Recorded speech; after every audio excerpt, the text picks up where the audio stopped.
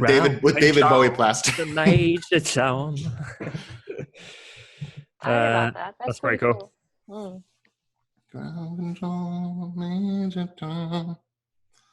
That's it. Did you ever see the Flight of the Conchords version of that? Where it's like, No. this is Bowie to Bowie. I hear you loud and clear, man. This is Bowie back to Bowie. Have you got one? Oh, yeah, man. Welcome to the Honest Designers Show, your transparent look into life as a modern designer.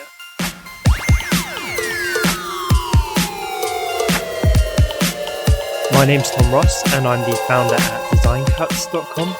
And this week I'm joined by my fellow Brit and hand lettering expert, Ian Barnard, American retro design expert, Dustin Lee, and the always talented South African illustrator, Lisa Glantz. In this week's episode, we discuss how to be more assertive as a designer. Often it doesn't come naturally to stand up to clients, put our foot down, and get what we really want. However, respecting your time and profession can pay dividends for any designer. We hope this episode helps you to find that balance. So let's get into it.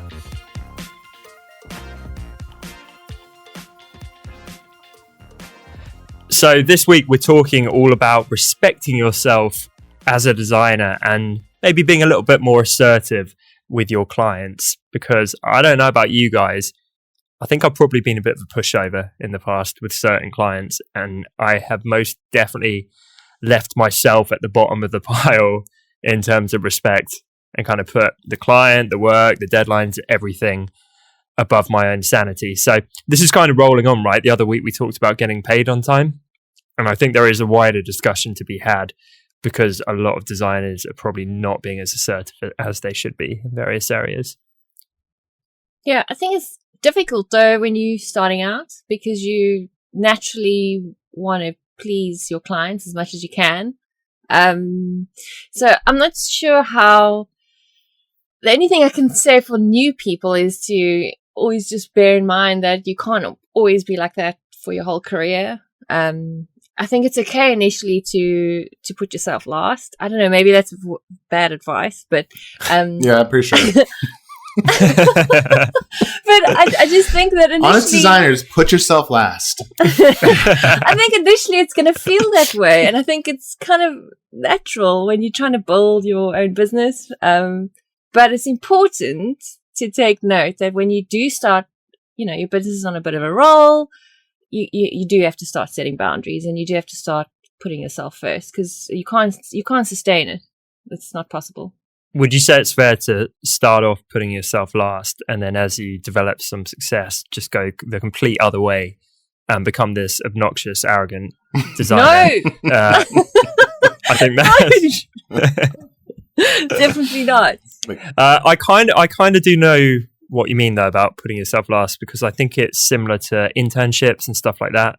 If you're maybe a fresh graduate out of college or something, you're not going to swagger in and be Mr. Assertive necessarily and be making demands and things like that.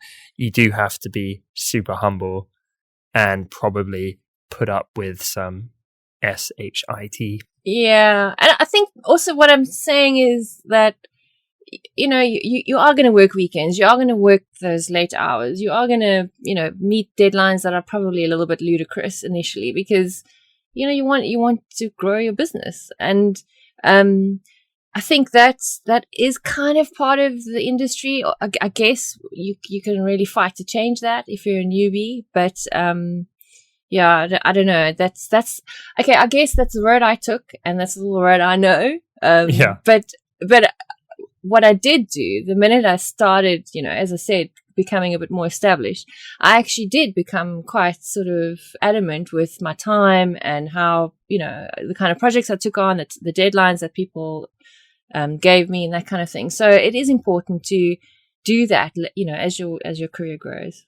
Definitely. 100%. I think quite a common one is when clients give you extra work and expect not to pay you. Have you guys had that? Mm-hmm. Because No. I had that all the time. Like a brief Really? would start and they'd be like, okay, the brief is do that and that, build the website. And then they'd be like, oh, by the way, can you just add that to it? And can you just add that? And they kind of thought it was part of the same project. But it's like, that's not really what I quoted for at the start. But then I would just try and make them happy and I wouldn't want to lose the work. So I'd be like, yeah, okay, I guess I'll add that and add that. And before you know it, you're doing 2-3 times the amount of work you signed up for. And you're basically slashing your hourly rate massively in the process. That's insane. That for me is like a standout memory of probably not being assertive enough in the early days. And I think even as a beginner, it's fair to turn around and say, okay, well, we kind of agreed in writing, this is what I'm going to be doing for you. So actually, this is going to cost this much extra. Yeah, I would definitely not say that that's something you should, So do maybe when you start out. weren't. Yeah, maybe you weren't that much of a pushover early on. Maybe. Maybe it's just me being an idiot. I was probably quite a pushover. I was very much like, oh yeah, I'll just do that for you. It used to be that the old classic was just sort of like, oh, can you just do these updates to the website for me? It's just a few minutes. Take 5 minutes. You mean without pay? Yeah. Really? Oh yeah. gosh, no, people, no. No. Well, I remember as well, I think part of it is you're invariably quite young normally when you start out. And Yeah. people really were taking advantage. It would be like a local bar or restaurant or anything like that. And they were just talking down to you so much in terms of, it's almost like you're the IT guy, I think. You know what I mean? If the manager's there, they're the ones swaggering around and they're like, oh, you're like the creative or the IT guy. Like, you go fix it in the dark corner over there and do what I say. There's almost a bit of that dynamic set up. Yeah. It's completely different when you're an established designer, but when you're a kid being like, I know Photoshop, I can help you out. Please pay me. It's very easy to fall into that dynamic. Yeah. When people can like sniff out like desperation. They know when like they got you, Sorry. That's true. I was just thinking that it used to be the case, like, quite a while ago, where people just didn't really know what graphic designers did. Do you know what I mean? It was just it was just something they just thought. You say you're a graphic designer, and they would say, "Oh, you do desktop publishing," or it would just be typesetting. That'd be it. That'd be the whole genre eclipsed in sort of just that one sentence. But I think people nowadays have more of an idea of what what we get up to. So they're more, I think when people don't understand, then they just think, oh, you're just doing this as a hobby, or this is really easy for you. That's cute. Yeah. Yeah. Oh, my it's always a classic. You always go like, oh, my wife does that. And it's like, you delve more into it and she's like, she's got Word on her computer and does some Word art or something. I'm sure I've told you guys this before, but my best friend in the world has this running thing where he'd just like jokingly belittle me, and it's kind of like a thing now because I run a fairly decently sized company. It's even more ridiculous, but he'd be like, oh yeah, playing around on your little computers and that, are you still? Like, good luck with that. But that is the vibe you get starting out. Massive. No, it That's is. a great thing about like a good friend. Like they're always willing to take you down a couple notches, no matter how successful true. you get. Yeah. Oh yeah. Or how kind of like in my case, like you get a little successful. There's always some people that your family is always the first to be like, So what's the big great, deal? I guess. Anyways, what are we eating? Yeah. Dustin's getting a bit fancy. Couldn't care less about your Photoshop brushes. So. No. Oh, that's so true. Or the funniest thing is people like you work from home and you do design work and stuff, and people are like, "Oh, you got it really easy. That must be so nice to just do whatever you want all the time and just stop whenever." You're like, "Yeah, that would be nice. Where can you do that?" Yeah. I had a girl actually in the office upstairs from us a couple of years ago now, and she was saying, "Oh, that's so interesting. Like, how you run your own company. Like, that's great because it means you must get to work so much less." I was like, yeah. That's the opposite. I feel like owning your own company is like making a deal with the devil where you say, "I agreed to die 10 years earlier," because of like the stress you put on yourself. See, this is why we missed you last week. Oh, actually, I didn't want to announce to the listeners until obviously we knew everything had gone smooth. We should have opened with this, but dear listeners, Dustin has just had a newborn baby, baby Jack. Yahoo! So He's very cute. we've all been celebrating. Yeah, incredibly cute. Very cute. As with all his children, I don't know where they get it from. It must be his wife. This yeah, is true. though clearly from my wife. I've got like a gigantic head, receding hairline. I mean, it's actually a wonder that I even got someone to procreate with me. It's really crazy. It's really crazy. Did your wife not worry about giving birth to someone that had you Such a do big that? head. Before he was born with a really reasonably sized head. Like it's like full head of hair, good looking guy. Like it was, I think, a big relief to everybody. But I know this doesn't go well on a podcast because it's visual. But here's a little picture for anyone. Oh, Well, we do have so sweet. yeah, we've got the video podcast on YouTube for anyone who's interested. Very cute picture. Thank you very much. So yeah, feel free to dish out congratulations on Instagram or wherever. We've been hounding this guy for pictures and updates. Yeah, exactly. And at least you can blame it on lack of sleep if you say anything that doesn't make sense. Oh, good Nonsensical. Good Yeah, I point. don't know what our excuse is. So Dustin, have you had this kind of stuff as well? It's kind of thinking back, right? Because we haven't really been in this position for a little while. Having people ask for more than I said I do and doing it for free. Just people taking advantage. But not necessarily. Want to hear the Money, most how about ultimate time? story of being taken advantage of? I mean, I did it to myself, so I guess maybe I kind of took advantage of myself too. As long as it's within the bounds of design. Yeah, that sounds That- weird. that- Like, think of it the way you're thinking of it. Think of it this way I'm about to tell you. Yeah, so Um, if you tune in for the video podcast, you can see Dustin taking advantage of himself, guys. I did though. Okay, because I had this board. My goal every month was to make like $1,300. I mean, small beginnings, right? Someone agreed to pay me $2,000 to rebuild their website on WordPress, and I spent an entire year making updates for them for $2,000.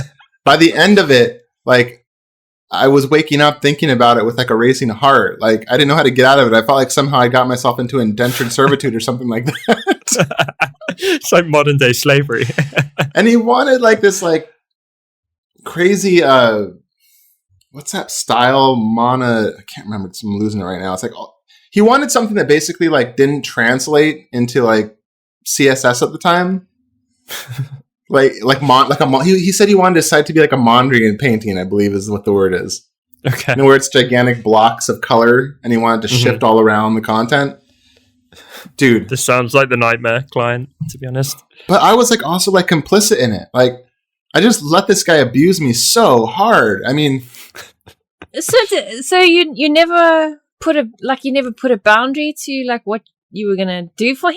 I don't Lisa, understand. clearly not. Why are you even asking that? Obviously, I did not put a boundary, or else why would I be doing that for a year for $2,000? So every time he phoned or emailed you, you just said yes. I'm trying to understand. Well, I was so excited Yeah. to get a client that would pay me $2,000. I remember like 6 months into it, him sending me a picture that he drew with crayons and colored pencils in the morning one morning. And then I think I might have asked for a little more money or something. And he was like, Dustin, I don't understand what the problem is. He's like, I basically did the work for you. He's like, I drew out the pictures and stuff. I took that, man. I took that and was like, yeah, you're right. But I'm a piece of doo-doo. Lisa, I think you're quite a one-off case of being so, your head's in the game, whereas me, Dustin, and Tom, obviously, Massive wimps. yeah.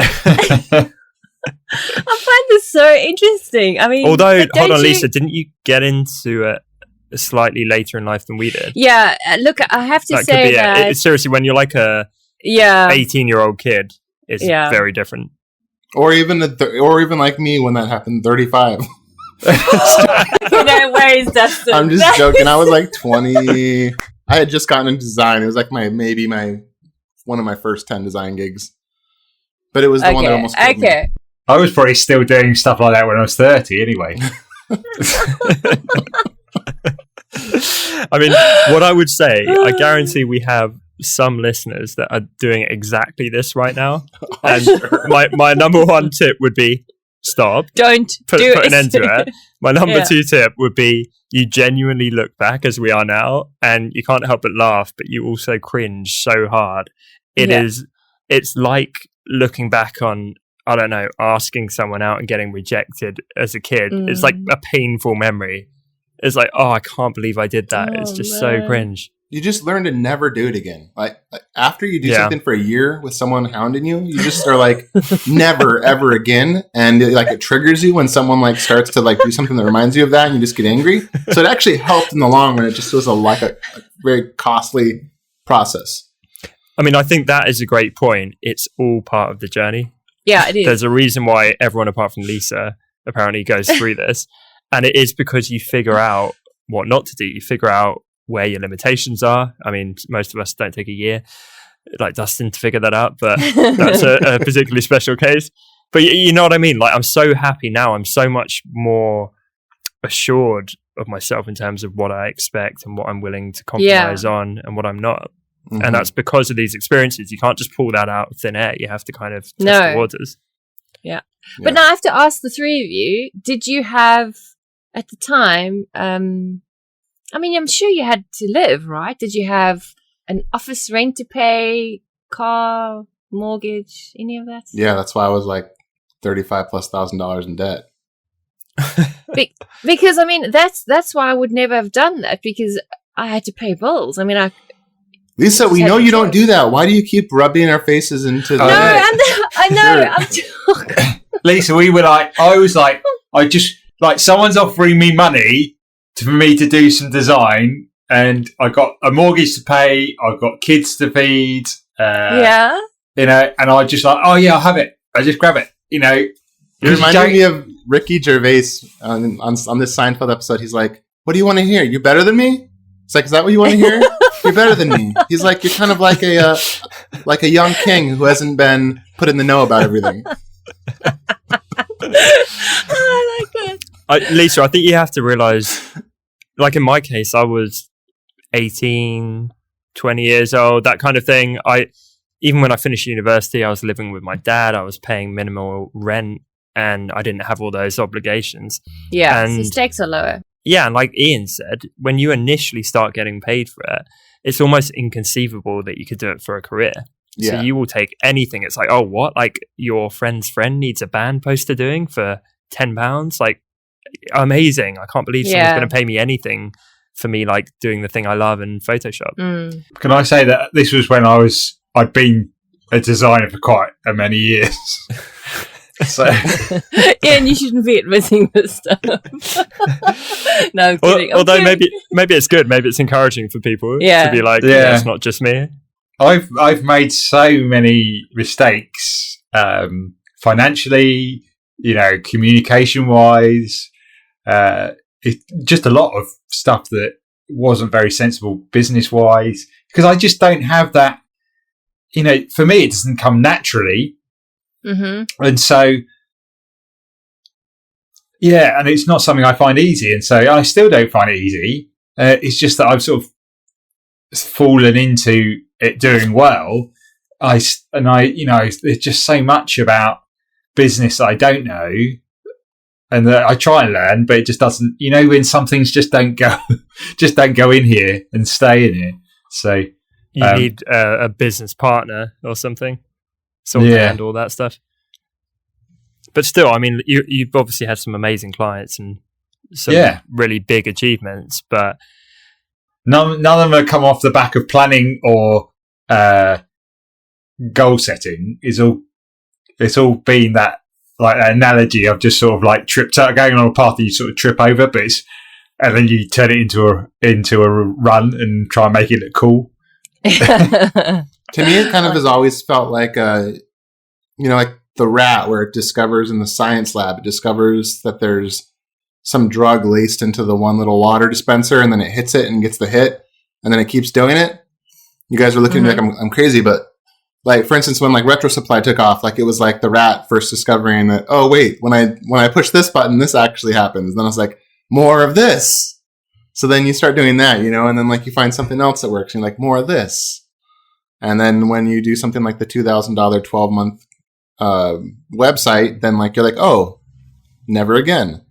Like less of that. A lot less of that. I love that.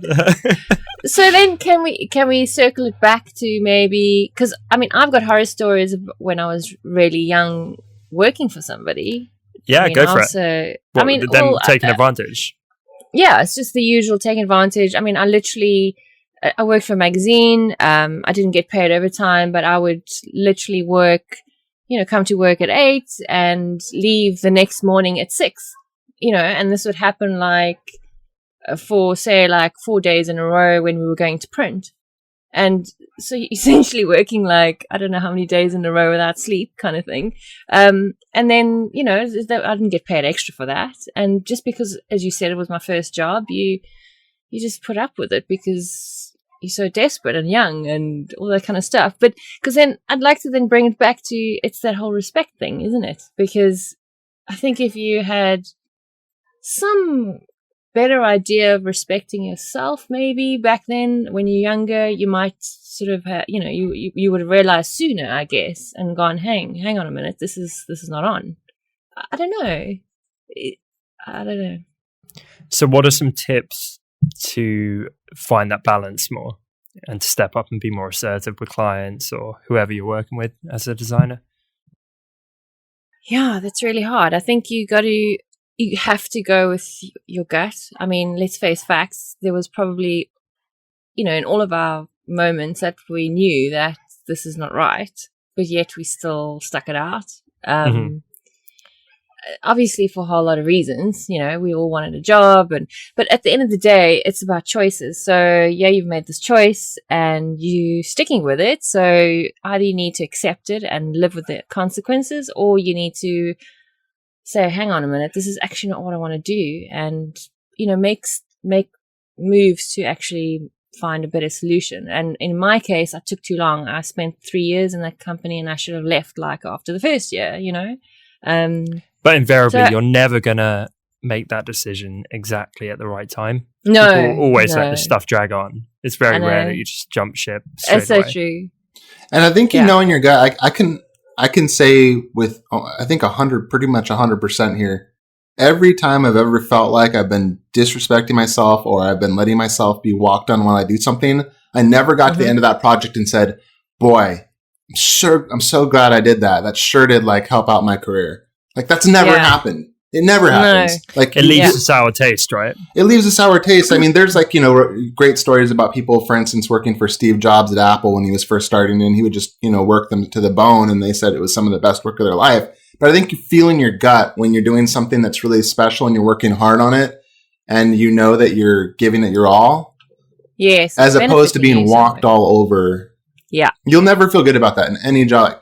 I would be interested to hear if anyone listening has ever experienced that. It just never turns out that way.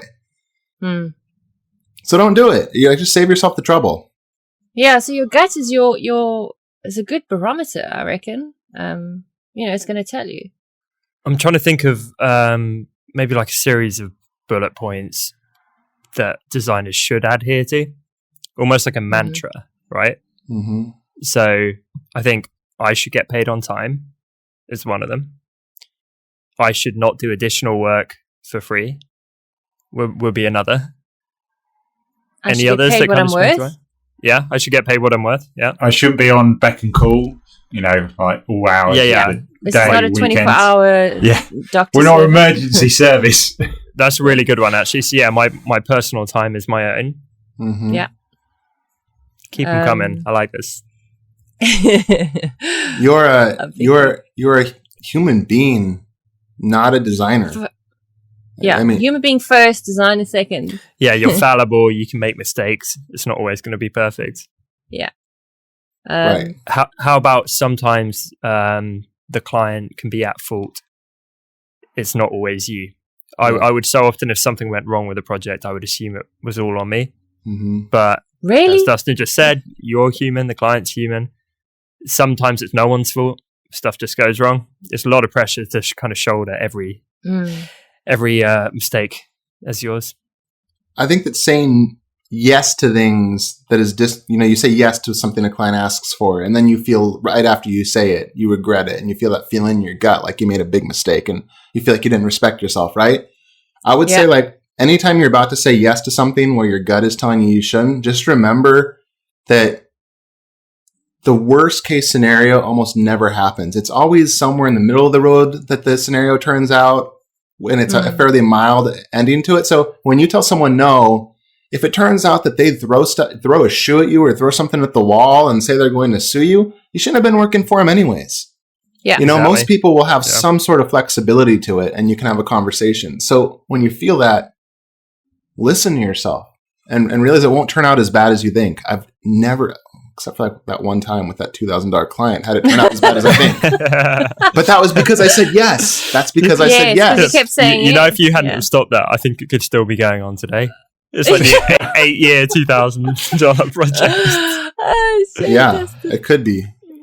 Yeah. I think another super common one is when you say yes to projects, even though you definitely don't have the time or energy to do it. So you're already max capacity, and someone's like, "Oh, can you just do this for me?" And you're like, "Yeah, I'll fit it in somehow." And then invariably, it comes at the expense of your sleep or your mental health. I think that sometimes happens without you realizing, because you like, someone said, "Oh, it'll come in some point this week," and it doesn't. And then it does, just after you've said yes to another project. Right. So do you know what I mean? Yeah. You sort of say, "Well, I've got some free time Thursday and Friday." Yeah, that's fine. With the intention of doing it. And then suddenly the client comes back with some things like that. They've been quiet for like a month, and then they suddenly come back on the 2 days that you thought, "I haven't got anything on. I'll take on another job just to get some more money in." And then all of a sudden you're left, and then someone else comes in with like, "Oh yeah, we want to go to that quote." And so you're like, "Oh no, I've got these 3 jobs when I had suddenly, well, it didn't have any," and you're just like, "Oh, bad timing." Especially if you work for yourself, it's that feast and famine thing. Like when they all come in, it's so hard to say no because you're like, well, maybe no more will come in. I mean, sometimes people go many months without getting a new job. So I think people feel like I got to say yes while the money's coming. So when none comes, I have the money. I was going to post a tweet with with a GIF of what it looks like at the beginning of the month compared to the end of the month for a freelancer. So like a freelancer at the beginning of the month, like 29 days of the month, you're like, where's the money coming from? And then the end of the month, you're like, so cool. Crazy. Everything's good. We can literally get that clip and turn it into a GIF. Yeah. And it is literally like every month. It's like, it's just like, for me, even the past few months have been like that. It's like 2/3 of the month. It's just like, oh, this is going to be one of the worst months ever. And then it suddenly like turns around in the last few days, and it's not. I don't say that it happens every month, but a lot of the time it follows the same sort of pattern. Where is this money coming from? The world just suddenly changed, and you're not getting the money in. The weird thing is, you freak out every time, even though it's a pattern and you've seen it 100 times before. We get the same thing at Design Cars. Like, not saying it's ever doing particularly badly, but same thing, halfway through the month, it's freaking out, this month's going to be down, like really panicking, gets to the end of the month, it's like, oh, it's okay again. Mm-hmm. Like, who knew? And yet every time you freak out all over again. I remember going to a therapist for anxiety, and they'd give you all these exercises that were thought exercises on how to look at things, and that exact situation would come up where they would just basically tell you, or the person would tell me basically, think about your whole life. Like, have you ever ended up out on the streets? Have you ever ended up starving to death? Have you ever ended up having this or that happen? And for the most part, it doesn't. Yeah, of course, it's a tragedy, and sometimes people do end up out in the streets and things happen. But for the most part, all this stuff we fear so much doesn't happen. Just briefly, I remember when I paid off my credit card. I was $35,000 in debt on this credit card. We get this bill every month, and we'd basically just be paying the interest every month. And we did a couple of our favorite things. We watched our favorite show every week. We'd order Thai food, maybe once every week or once every other week, and eat it out, even though we didn't have the money. And I remember when we paid off that credit card, and then you get the bill in the mail, and it's $0 instead of $35,000. And I thought to myself, it's like micrograms of ink.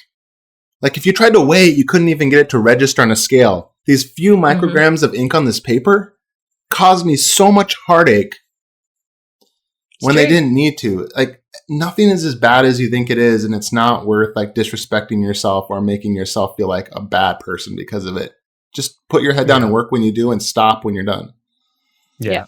And it's not worth letting a client or someone else make you feel terrible. Absolutely not. Absolutely not. Because, I mean, you always have to think about, I know this is a cliche, but it's so true. You have to think about when you're dying or 90 or whatever. You're not going to be thinking, oh my goodness, I had a $35,000 credit card bill. You're going to be thinking, wow, I spent this with my daughter, or I did this with my kid, or I, saw my friends, or I had the best job, or whatever. You don't think of things like that. So, yeah, the fear is like, I don't know, the fear is overwhelming often. And it's often, as you said, we fear the situation rather than the actual fact because it hasn't happened yet. And we end up making decisions that disrespect ourselves because we're doing it out of panic. Exactly. Shall I give you an example of that, Lisa? Yeah. So we were kind of talking before, what about when you take on too much work? Just by not saying no. And I think I've literally been in this situation where I had a project on from one client. I was working away on that. Another one says, oh, can you just do this job for me? And I'm like, yeah, like I guess so. And I just stayed up, got no sleep, and worked through on it. And if I had have just communicated and said, oh, by the way, I had this other project on, it's actually taking longer than I anticipated. Do you mind if we push the deadline on your project by a few days or by a week? I guarantee, like, would have been fine. There was no pressure from them. That was the stupid thing. In my head, I was like, oh, I'm going to lose them as a client. It's going to be the worst thing ever. If I just had that conversation, they'd be like, oh, yeah, sure. We're busy too. Like, next week's fine. Like, it would be absolutely fine. But in my head, and when you're kind of younger and inexperienced and you're thinking, oh, my whole future depends on this. And it kind of just swirls around in your brain. And that foggy thinking just leads to you acting like an idiot and being taken advantage of, but kind of by yourself. You know what I mean? It's not even the client taking advantage there. It's you not being assertive against yourself. Yeah, it's a fantasy world that you're creating all on your own. No one else is holding a gun to your head and telling you to think like that. It's only yourself. I mean, that was my biggest problem when I was freelancing, especially at the end when I became, I don't know, a devil. Cliff must have thought I was the biggest horror show on earth because I was so stressed. I would be taking on way too much because I didn't want to disappoint, and I had that fear of scarcity. Like, if I turn this down, doesn't mean I'm not going to be able to, get the next job, and so on and so on. And it was tricky because I had such a big client, and you don't want to be, irritating anybody in the company because what if you lose the whole client and there goes your whole business kind of thing. So it was all pressure I put on myself. And as you said, Tom, all I had to do was have conversations, honest conversations. Say, look, I really want to do the job. I don't have time now. Can you wait a week? And I'm sure they would have been fine. But as we discussed, if you're that busy and in demand, up your prices. So you earn more money and you're less stressed and less overwhelmed. Can I say two things? Yes, you can. One is like an emotional blackmail where they're like, yes, like it's not so much about clients, more about maybe. I suppose it could be, and it'd be like you say, "Oh no, I can't," and they go, "Oh, okay." Oh no, they ask you the question, then they say, "It's all right if you say no. I don't know. I don't know what we're going to do, but you can say no if you want to." Yeah, and do it that would really help us out. But it's up to you. If you want to, and do that sort of soft voice of you go, "Oh, I feel really guilty. Really guilty." That, or not feel. You just feel like really bad inside that you're letting them down.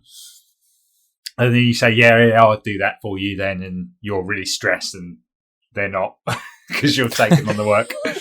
That's so true. And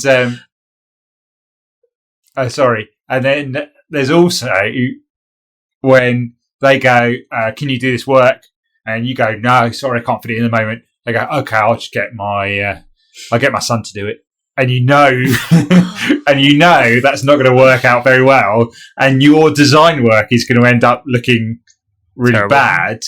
And so you're like, no. Actually, I will take that on, and it will be stressful. But you know, when you don't want like your baby to get tarnished because they don't really know what they're doing, so you end up doing more work just because you want to keep it looking nice. Yeah. I don't know. I don't want to kind of stereotype here, but this is based on myself. It's based on what I've heard from you guys. It's based on a lot of other designers I know, including my business partner, Matt, who is a particular culprit of this. But are all designers inherently like people pleasers? I feel like we might be. Yeah. Because I've never seen it to such an extent in any other industry. People tend to be way more ruthless or narcissistic or take advantage of others, or at the very least, just kind of offload stuff onto others, or have a natural tendency to look out for themselves more. And every designer I know, as I say, including myself, takes it to like this neurotic extreme of just abusing your own mental health and anxiety and well-being for no seemingly good reason, just to try and make their client happy, or to try and avoid this hypothetical apocalypse that happens if you don't do that. And there must be some psychological kind of backing behind why that does happen with creatives. I think maybe obviously we service orientated, so we have to be people pleasers to a point. I think the other thing is we're creating, so are you naturally going to be emotionally invested in it because it's like something that you're producing from yourself, you know? I don't know. So maybe the combination of the two, it starts getting weird and all messed up. It's messed up. Yeah. It's like there's you have the Industrial Revolution, you have where things are segmented into such small pieces that people just do a small part of it. For instance, when I worked at the bank, I open an account. I don't care. I don't care what happens. I see one little slice of it, you know, in the whole assembly line of a financial transaction that makes the bank money. When you make a product, you're seeing it from the beginning to the end. Or when you make a chair, you're making the chair from beginning to end, and it kind of feels like your soul in some weird way has been transferred into that object. Yes. And I think it's so much harder to let go of, and it doesn't have to be drawing. And I think, like I said, making chairs or repairing a car, anything where you can see most of the process, you feel like you've somehow taken part of yourself and literally, almost physically put it into it. And it, you know, adds that weight of guilt to it. Yeah, I think that makes a lot of sense. But on the other hand, I think being a people pleaser is an incredible skill and asset in other ways. So definitely, you provide an incredible service. I know Design Cuts, or I certainly hope it seems to have this reputation for how we treat people. That literally stems from the inception point of me starting the company and my people-pleasing nature that I used to have with clients flowing into a company where it's like we have to kill ourselves trying to make the customer happy or our partners happy. So it can have very good ramifications. I think it's just trying to find that balance and get that balance right and control it. And just as an aside, something I'm trying to do at the minute in my personal life, my natural tendency is, say I felt like stressed or tired and I needed a quiet night in, and everyone was like, "Oh, we're going out, you need to come out." I'd be like, "Oh, fine, I'll just go out then." Instead of being like, "No, I'm going to say no, I'm going to stay in and be boring and nap, and I'm going to look after number one." Like that feels quite unnatural for me. So more and more in general life, I'm trying to draw that line and kind of put myself first some of the time, even with little innocuous things like that. And I think that's so important to kind of play out that exercise in your professional career as a designer as well. And the client won't know the difference. To them, it will just seem like a normal human interaction.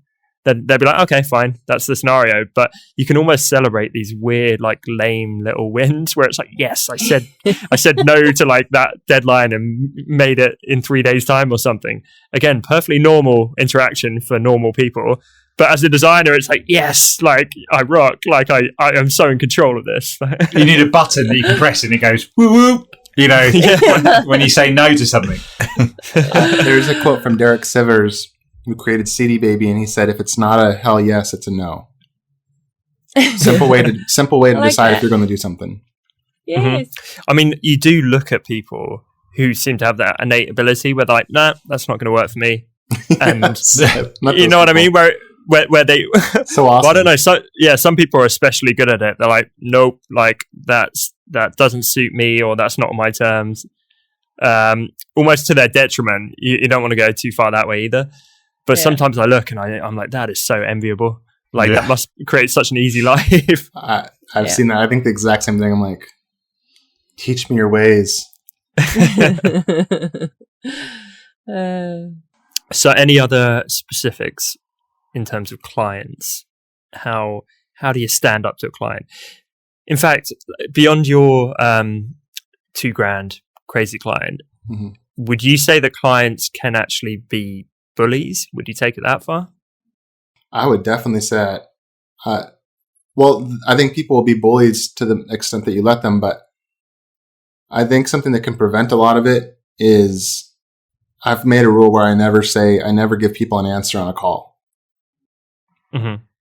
What, so you can go and ruminate over it? Exactly. Yeah. I always tell them, I'm like, I don't make decisions on a call. I always sleep on it and let my brain kind of process through it. Typically, if you do that, you give yourself enough time to really think about, is this the right choice or not? Because, right? Don't we make the worst decisions when we make them on impulse without giving it a little time? I know I have. Do we, Dustin? Tell me. I do. Immediately. But basically, that's my 20s in a nutshell. Yeah. That's yeah, so true. I would agree. Yeah, good point. I like that. And as they say, bullies only respond to kung fu. I think that's the expression, right? So if your client's being abusive, just karate chop them in the face. Well, it's not so easy down a phone line. verbally karate chop them. I feel like it's harder with you guys with the British accent too. Like, it sounds so nice and accommodating. Well, that's only because we're deadly posh. If we were East End thugs, it would have the opposite effect. Yeah. What do you call that? A little more, I don't know what the politically correct or appropriate way to say it is. There's like a little rougher British accent. You know, sometimes you hear it and you're like, ooh, think I went down the wrong alley here. This seems a little scary. You've been watching too much Peaky Blinders. Yeah, like something like that. Like that kind, you're like, ooh. An incredibly bad Brummy accent. So any closing thoughts on standing up to clients, finding that balance and looking out for yourself? Well, I would say, as we've said before, you know, you're a human first, designer second. So respect your time, you know, in every way, from what you get paid, how you want to spend it, you know, who's taking advantage of you, who you want to see at the time, what you want to do, etc. And it goes hand in hand with what you were saying, Tom, about even your personal life. So from your work life to your personal life, it's about that balance. It's about following your gut and respecting yourself, you. Yeah. I would say a couple of things. I would say treat your progress in that area as importantly as your progress in your design skills and stuff like that, where you're probably taking courses and very deliberately getting better. You should also be thinking about constantly getting better in that area, finding that balance in client relations, in your professional manner, and not being walked all over and that kind of stuff. That is something you can train yourself in. And it's something which you should work at and improve at over time, because if your design skills went through the roof, but you still had all the client relationship skills of a 15-year-old, that obviously wouldn't play out very well. So normally it does get better, but I think with a bit of concerted effort, that can just take hold. And I forgot the other thing I was going to say. So over to you, Ian.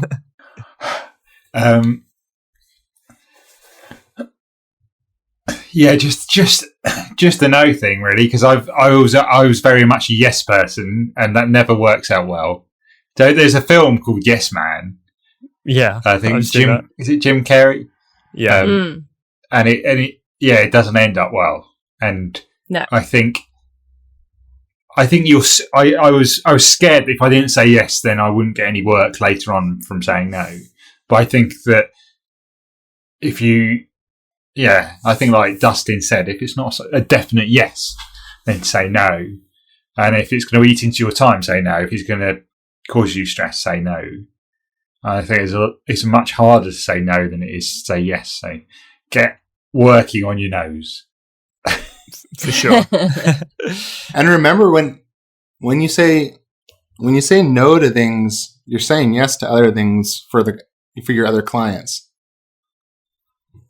And you're saying yes to doing life. a better job. Yeah, you're saying yes to your family, to doing a better job for the clients you have. So for improving your business, exactly, holistically, and that kind of thing. No's are hidden yeses. That's meta, weird, but you get what I'm saying. Yeah. Yeah. I would say as well that everything is interlinked in your creative business. So by improving other things, it will actually improve your assertiveness with your clients. So, for example, by pushing your prices over time, that will put you in a position for people not to take advantage so much as when you are underpricing yourself.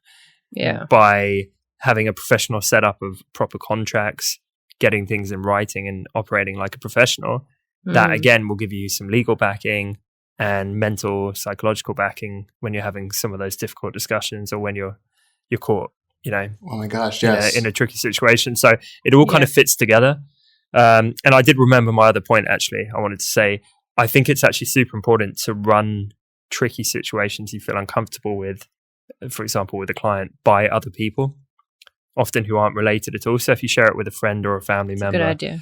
Someone who's got a completely different job, they might turn around and say, whoa, that's incredibly obvious. They're taking the piss, or you're undervaluing yourself, or that's a messed up situation. And you probably have gone down the rabbit hole of just feeling super anxious and seeing it from a unnatural perspective. Mm-hmm. And I also think if you start setting those boundaries, professional boundaries and your time boundaries and all those kinds of stuff, your clients will see you more as a professional, all-round business, and it starts to give off a sense of, you know what you're doing, you're in charge, you're taking ownership of your business and your time. And I think people are attracted to that. They feel, they sense confidence, and to them, they feel more stable and secure having used their designer. All in all, I think it helps with the whole relationship. 1,000%. Cool. Well, hopefully that was helpful to everyone listening at home. If you are going through this, we promise it's not forever, unless you're Dustin and you just ride it out for a long time. At the most, it's just a year. Treat Dustin as worst case scenario. It can't get that bad. But yeah, hopefully you can pull yourself out of it, and just over time realize these things take time. It's not an overnight thing that you're some client managing master. It's trial and error. You got to figure it out, but it does get better, and generally you end up in a far superior position after a few years of figuring this stuff. Cool. Well, that's bye from me, and bye from all of us. Bye. Thanks so much for listening to this week's episode. We hope that it gave you some practical tips for how to be more assertive as a designer. As always, you can find full show notes for this episode over at honestdesigners.com, or find us over on iTunes by searching for The Honest Designers Show. If today's episode helped you, then it would mean so much to us if you took just a moment to leave us a quick review over on iTunes. Thanks again for tuning in, and we will see you next week right here on The Honest Designers Show.